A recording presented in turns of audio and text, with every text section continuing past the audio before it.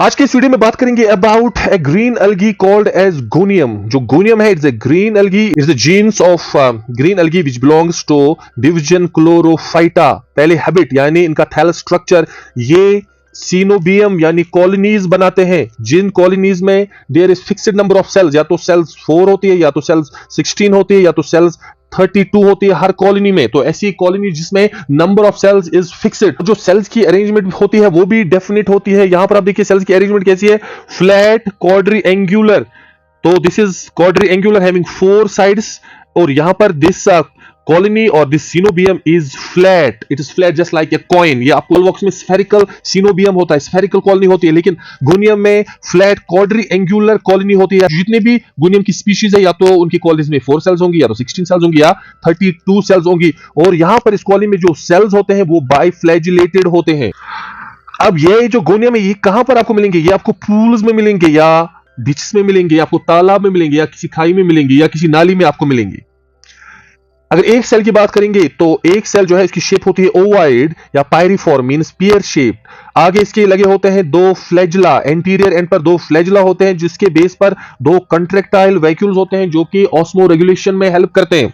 इसके अलावा यहां पर आपको आई स्पॉट मिलेगा जो डिटेक्ट करता है लाइट को, और इसके अंदर आपको मिलेगा दिस कप शेप्ड क्लोरोप्लास्ट, जिसके अंदर प्रेजेंट होता है एक pyrenoid. This is the structure of a single cell of gonium. Gonium में एसेक्सुअल प्रोडक्शन कैसे होती है, कैसे रिप्रोड्यूस करते हैं? पहले तो ये रिप्रोड्यूस करते हैं by breakage of parent colony into daughter colonies. यहां पर आप देखिए this is the parent colony, and sometimes accidentally this parent colony breaks into daughter colonies, then these daughter colonies give rise to complete colonies. और इसके अलावा ये asexual reproduction करते हैं थ्रू एकाइनिट्स और पाल्मिला स्टेज।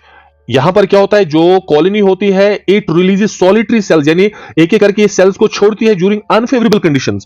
तो यहां पर ऊपर क्या होता है, this cell it withdraws its flagella and then secretes a thick wall around itself, stores reserve food material and becomes akinete। और जब फेवरेबल कंडीशंस आती हैं तो एकाइनीट जो है ये फिर से वापसी कॉलोनी बनाती है। कुछ ऐसी डॉटर सेल्स भी होती है जो अनफेवरेबल कंडीशंस में पाल्मिला स्टेज बनाती है। जो ये सेल होते हैं इट विड्रॉज इट्स फ्लैजिला, उसके बाद इसका जो अंदर वाला कंटेंट है it divides continuously forming spores.